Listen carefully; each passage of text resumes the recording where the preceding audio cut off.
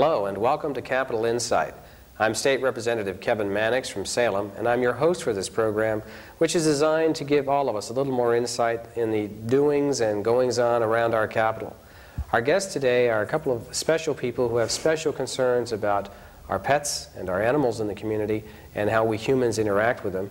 Our guests are Gerri Thompson, who is a member of the Board of Directors of the Humane Society of the Willamette Valley, and Don Myers, who is the Executive Director of the Humane Society of the Willamette Valley. Welcome to Capital Insight. Thank you, Kevin. I think everybody can tell who Gerri Thompson is and who Don Myers are. Gerri, tell us a little bit about your background. We always like some information about individuals and where they come from and that sort of thing to give us a little perspective. Tell us about yourself. Well, I've raised in Salem, lived here all my life, worked for many years, 25 years, for a major health insurance company, recently retired. Also spent about 5 years in state government as chief of staff to one of our governors. You're allowed to mention his name, George Vic Atiyeh, excuse me. Vic Atiyeh. Not George Bush either, sorry. But Vic Atiyeh, and you were chief of staff for 5 years? Uh-huh, that's correct. And following that, now you still do some lobbying work, don't you? Yes, I retired, just a little more than a year ago. I returned to the health insurance industry after I left Vic, after Vic left office. And then I retired just a year ago and went into some private consulting and lobbying business. So how do you come to the Board of Directors of the Humane Society? Because Don Myers twisted my arm. And how long have you been on the board? Not quite a year. Now you're also chair of one of the committees, the Government Affairs Committee? Correct. What kind of activity would that committee carry on? Well, what we're doing right now, we're embarking upon planning our activities for the next legislative session. Of course, our interests lie in laws that govern animals and the caring of animals. Hopefully, we'll be very active in this next session trying to improve upon those laws and bring about some of our own goals. All right.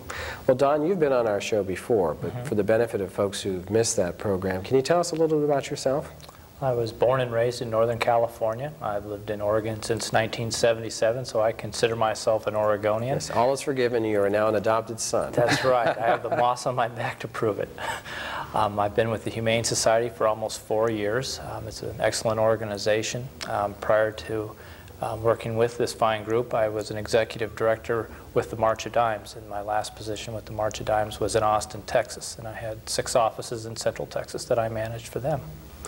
Well, you know, folks think of the Humane Society, and I wonder if these citizen on the street would say, well, isn't that just the shelter where you go to pick up a kitten or a puppy? And can you give us some idea of the scope of the operations of the Humane Society? Well, we're one of the larger nonprofits in our area. We have 23 paid professional staff.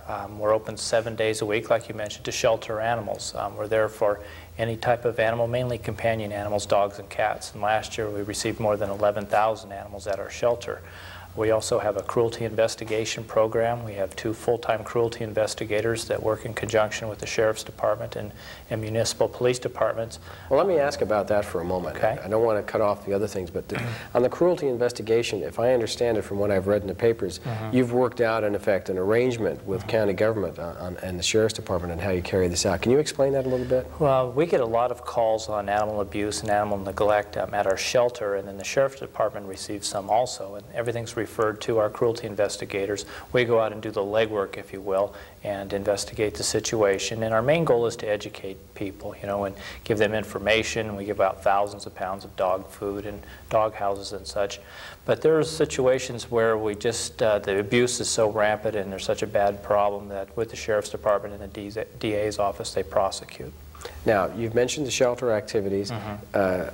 I'm aware, of course, just from interaction with the Humane Society on the education effort. Can you talk a little bit about that? We have the strongest humane education program in the state. We have 2 full-time humane educators. One educator works with the primary grades in the Marion and Polk County areas, and then our other educator works with middle school and high school students and also with young adults. We talk about responsible pet ownership, spaying and neutering of pets, safety with animals, and then in the higher grades we talk about the correlation between animal abuse and child abuse, the environment, and some media issues.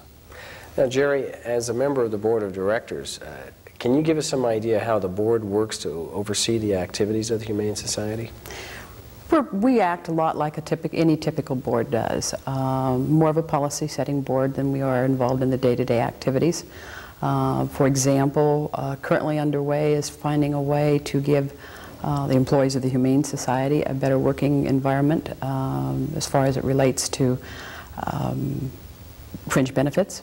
They're very dedicated staff. They work hard. As Don said, they're open 7 days a week.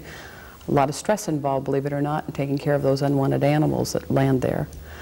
We're working, obviously, with local and state government, trying to figure out better ways to interface with other regulatory bodies. Obviously, we oversee the building project and any other policy issues that Don brings to us. We're very fortunate to have Don, let me tell you.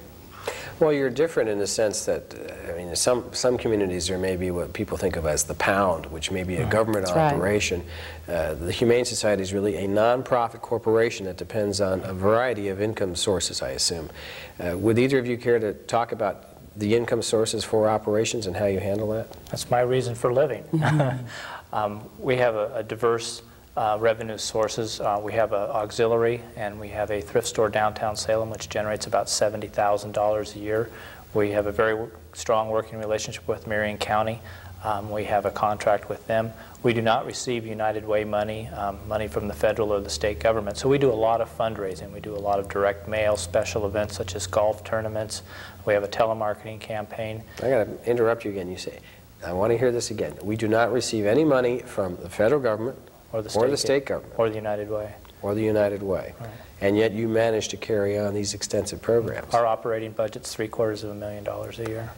Now, you must have a pretty strong membership base. We have wonderful people in the Willamette Valley that support us, and they have for years. We were incorporated in 1965, so over the years we've made many friends, and we have 17,000 people that give us money on a regular basis. Well, Gerri, you're probably a reflection of what I'll call the community connection in that sense, because I mean, here you are, a well-established, well-respected member of the community, and you've been convinced to get on the board.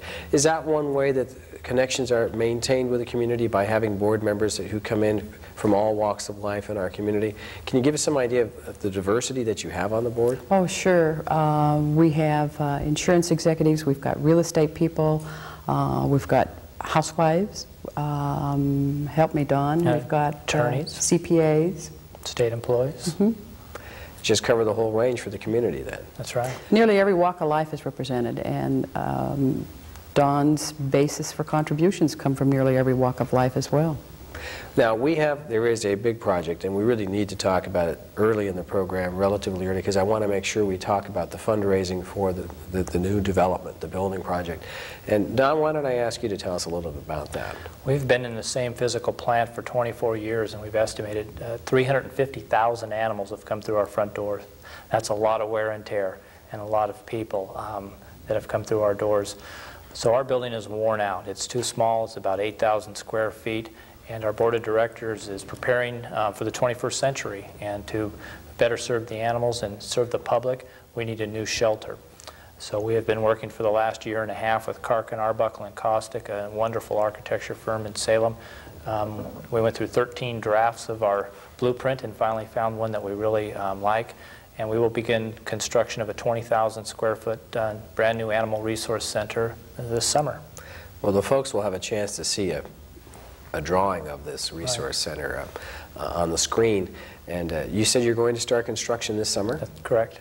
Now, you're still raising some money for it too, though, aren't you? Yes, and we could use some more help. So anyone that's listening, you can come by the Humane Society and bring us a donation, or if you want to call me at 585-5900, I'd be happy to send you some more information. Well, let's pause there for a moment again and say the number is 585-5900. Correct. And if people forget the number, they can look in the book under the Humane Society of the Willamette Valley and call Don Myers and say, send me information on how I can help protect animals in my community by contributing to the new center. That's right. All right, go ahead. I interrupted you. You were talking about the fundraising that's going on right now. Right. The building will cost approximately $1.6 million. We have $1.1 million in the hopper. So I'd like to thank everyone that has been so generous, but there's a lot of room for more donations. One special way that people have been donating are buying bricks similar to Pioneer Square. The bricks are $50, and they can honor a parent or a loved one or their pet and put their name on a brick, and it will be at our shelter in the plaza area in front of the building for the next 35 years. Well, that's interesting because we have bricks at the State Fair. There's a plaza at the State Fair, and our family purchased one. I mean, you have to go find it. That's right. And Pioneer Square in Portland has it, and you're doing the same thing at $50 a brick. That's right. We've sold more than 500 of them so far. Well, that's a nice way to feel like you're getting something for your money. Or we could have the Kevin Mannix adoption dog wing, and it's only $100,000. So. Do you allow continuing political ads in your bricks? I'm probably good for 35 more years in politics. There you go. Well, so that's a big part of it, is you're getting pure contributions, and folks who want can pay $50 towards the bricks. You're $500,000 to go on the goal, but you figured that the way things are going, you had enough to get rolling for this summer. We sure hope so. It's a 10-month construction period. We'll start this summer, and we should be in our new home March of 1995, and we will continue the capital campaign. Ken Sherman Jr. is the chair of the campaign, and we've been doing very well. And Elliott Sheets Construction has been hired to be the general contractor, and they'll do a fine job for us. And our board is very excited. And being a nonprofit organization, we're providing almost the infrastructure for the city of Salem by having an animal shelter there that are to serve animals and the public can be proud of.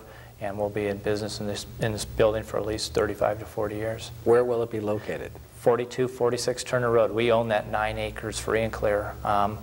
And we'll be just to the south of our current facility. So we'll stay in business, and then after the new shelter is construction, or the new construction is completed, we will raise or tear down the old building.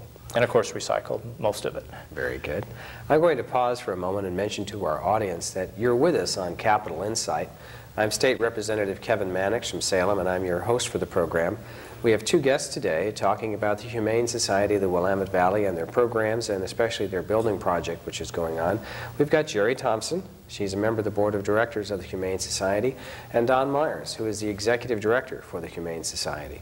If at any time you have any questions or concerns about what transpires with this program, feel free to contact me at Capital Insight, H395, State Capitol, Salem, Oregon, 97310.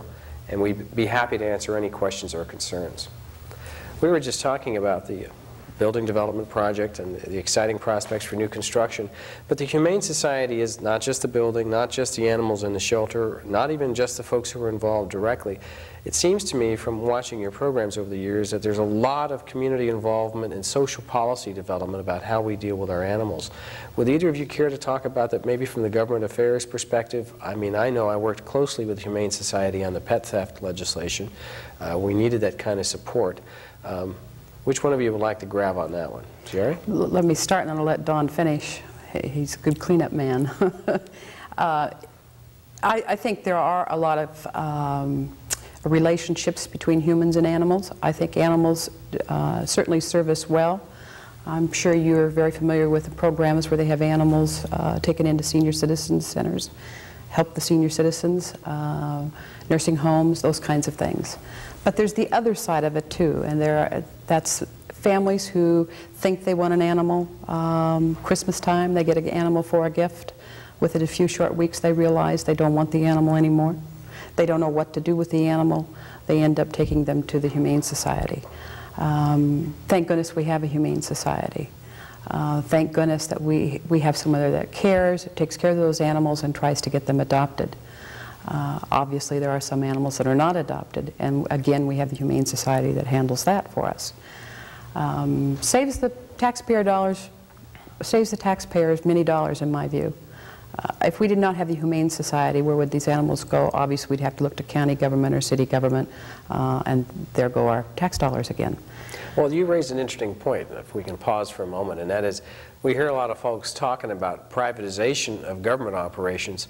Here we have something in our community where privatization has occurred in the first place. That is, we have a nonprofit, private corporation running our own Humane Society program, which includes the whole shelter program, the spay and neuter program.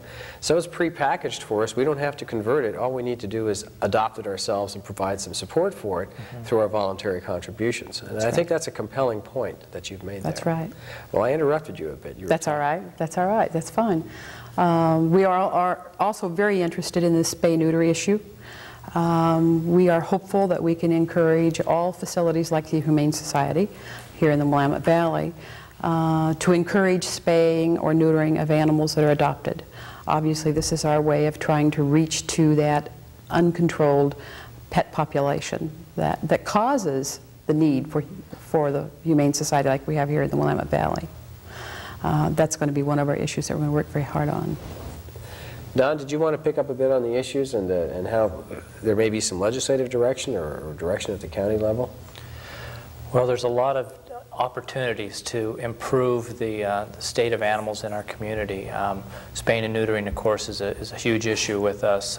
We euthanize about 70% of the animals that come into our shelter, and it's a horrible thing that we have to kill surplus animals, unwanted and unloved animals, because we can't find homes for them. And I need to pause and ask you to point out it's because you can't afford to house them over time either, isn't it? We own 9 acres, and if we had 9 acres full of kennels, they would be full all the time. We need people to be responsible and to alter their pets.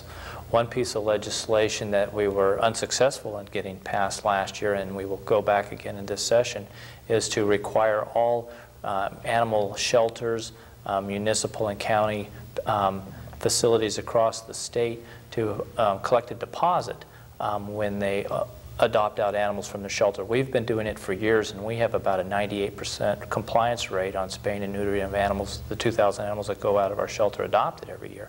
But some humane societies across the state and some releasing agencies will not do that. So Gerri's committee is drafting some legislation that we would hope that would pass this year, and that would require these organizations to get a deposit, and that's the motivator for people to get their animals altered.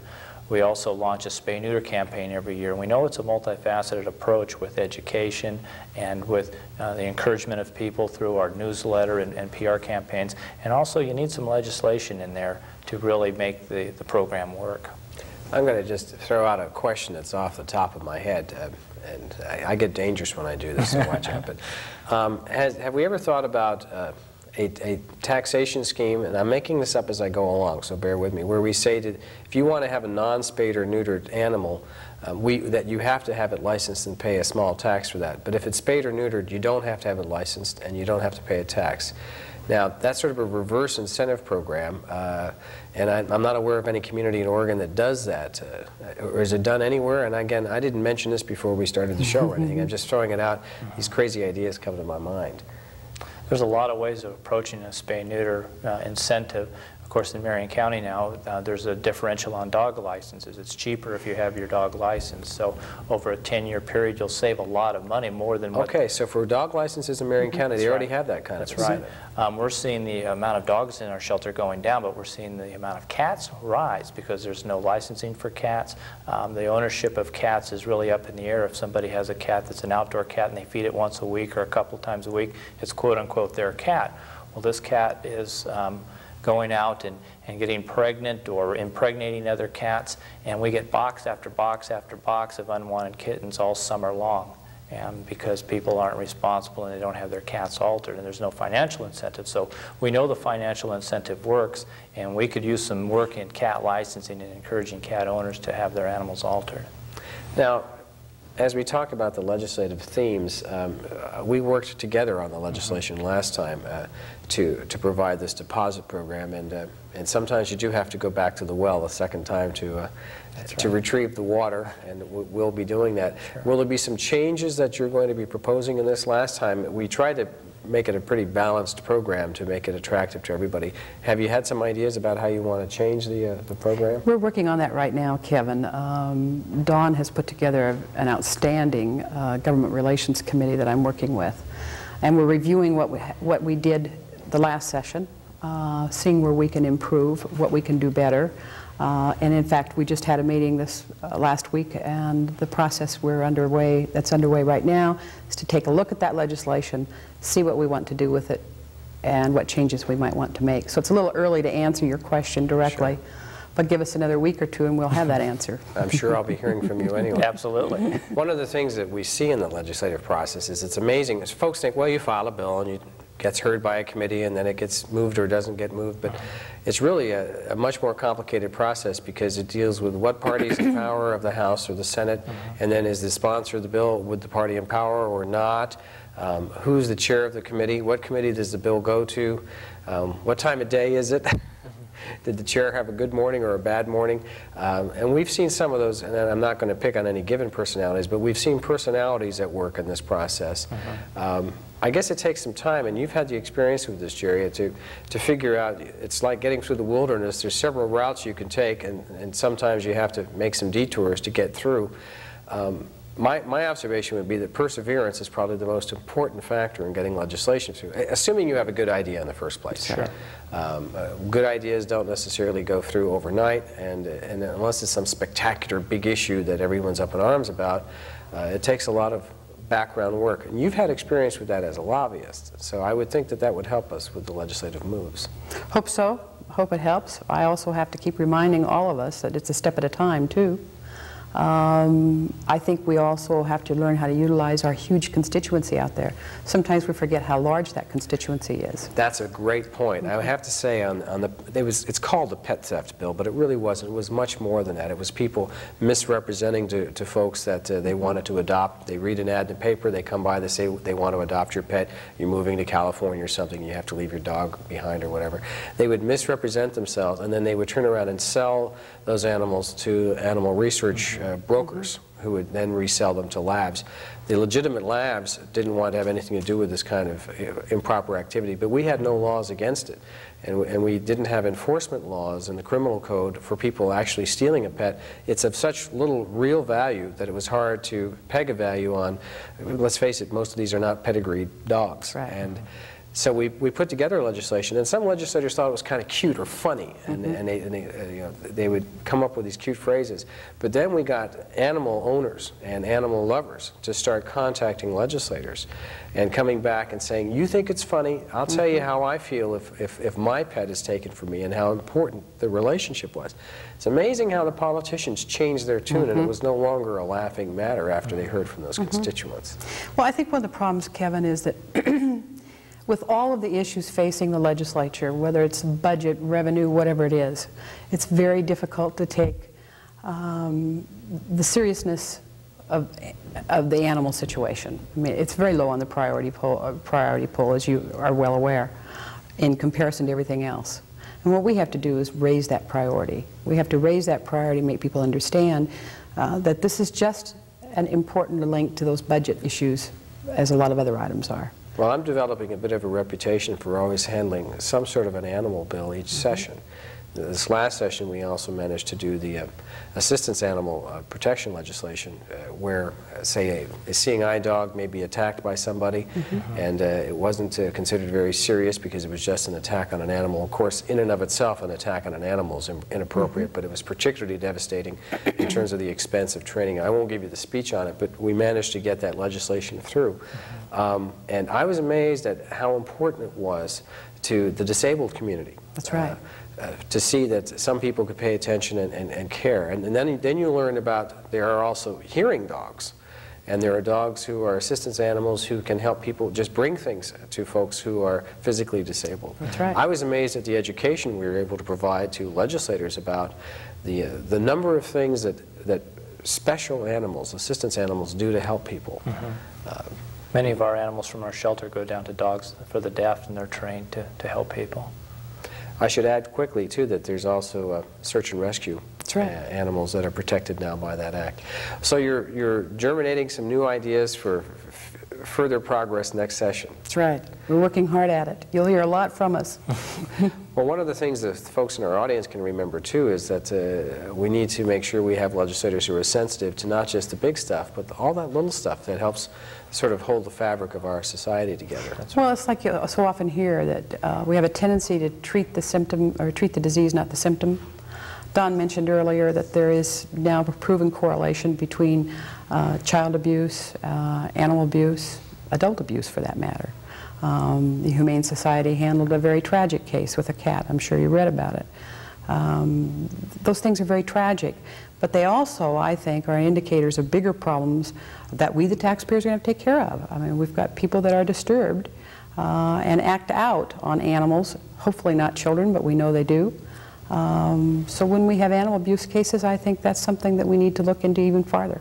So you're seeing this as a signal that, for instance, in an animal abuse situation, one of the things we have to look at is who else is in that household, because there may be children being abused. Exactly. Or if it's children who are doing the abuse, let's see how they've been abused, and what is the potential in the future that they may be harming humans. Absolutely. So that there's this broader and broader relationship that we can start to evaluate. So animal abuse is unfortunately almost an indicator of social stress and disorder. I'm afraid it is. Do you have any kind of interactive relationship with the juvenile authorities when these kinds of cases come up? Can you talk about that? We do. We have very strong entree to really all of the different judicial avenues here in our area. We work a lot with the District Attorney's Office. Dale Penn is a wonderful help. We went to the court session with the two young ladies that lit Jeffrey the cat on fire, and it was sobering experience, I should say. It was tragic. The young ladies were filled with remorse. It was a horrible thing. And you know, what the Humane Society promotes, the warm, fuzzy feeling of the human-animal bond, but there's a lot of unfortunate animals out there that don't receive the respect and the care that they should, and the Humane Society is for those people, and we take these cases very, very seriously. We have an excellent relationship with the Marion Polk Veterinary Association, and they provide thousands and thousands of dollars of free veterinary care in these types of situations for us to help the animals. And I guess on the positive spin on this, we also have an excellent relationship with Homer Kearns and all of the teachers in 24J. We'll reach more than 15,000 students this year in the Marion Polk area.